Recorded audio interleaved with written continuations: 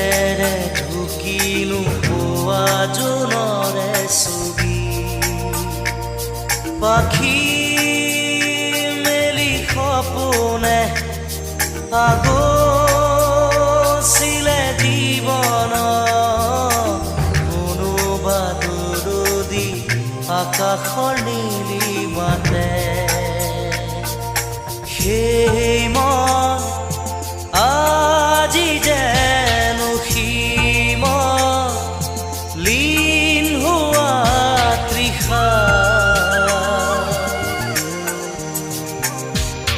কিদৰে পাহৰো মই